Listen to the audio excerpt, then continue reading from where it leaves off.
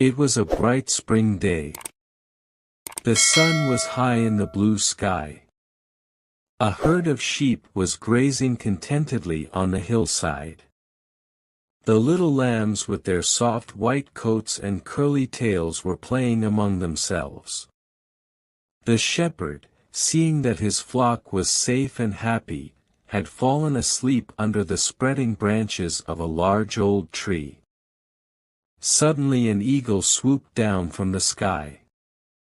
It pounced on a little lamb and carried it off so swiftly that none of the other lambs even had the time to bleat.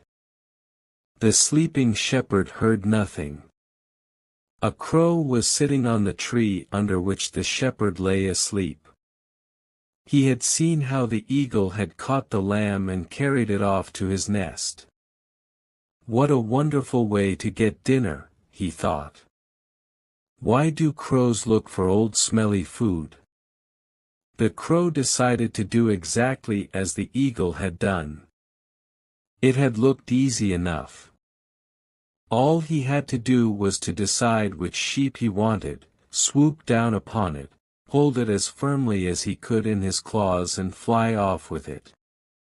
Easy. If the eagle could do it, then so could he. The crow looked down at the flock of sheep to decide which sheep he wanted. Just below the tree, by the shepherd, a big, old ram was grazing. He had curling horns and a thick heavy fleece. "Aha!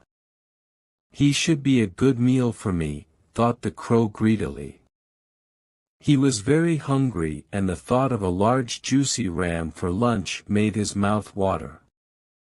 The crow swooped silently and swiftly down onto the ram, just as he had seen the eagle do, and grasped it firmly by its fleece.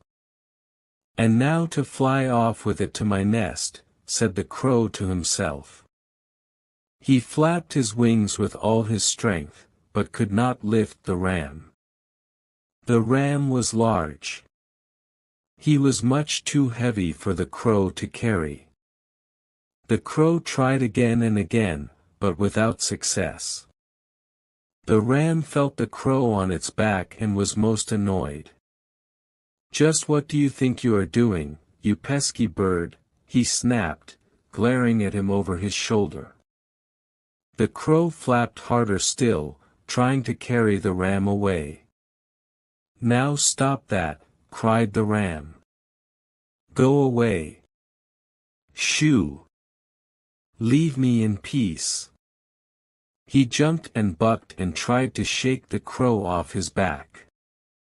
"Oh, oh," thought the crow, alarmed at the ram's fierce antics.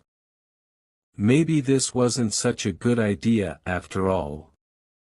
Perhaps I should look for my dinner somewhere else. I had better let the ram be."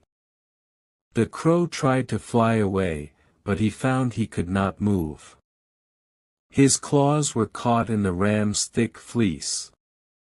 The crow pulled his feet this way and that.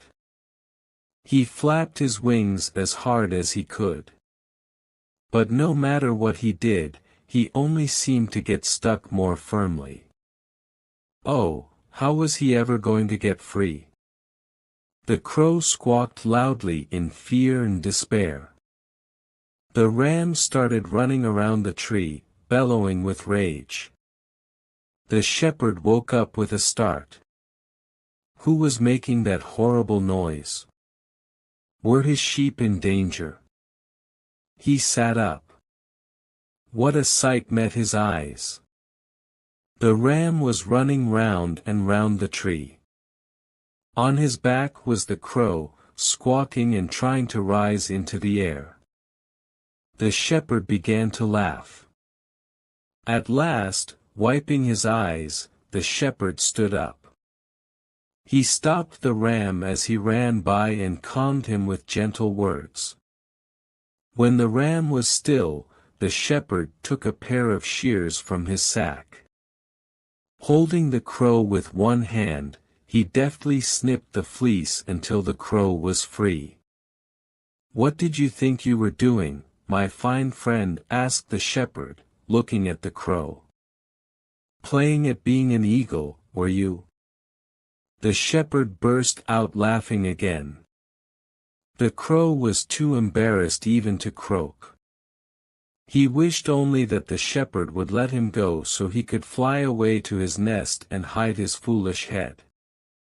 Finally, when the shepherd let the crow go, the crow flapped his wings and flew off as fast as he could. "And the next time you want to be an eagle, make sure you pick an animal your size," called the shepherd after him. The crow, feeling silly and foolish, promised himself that from now on he would only do as other crows did.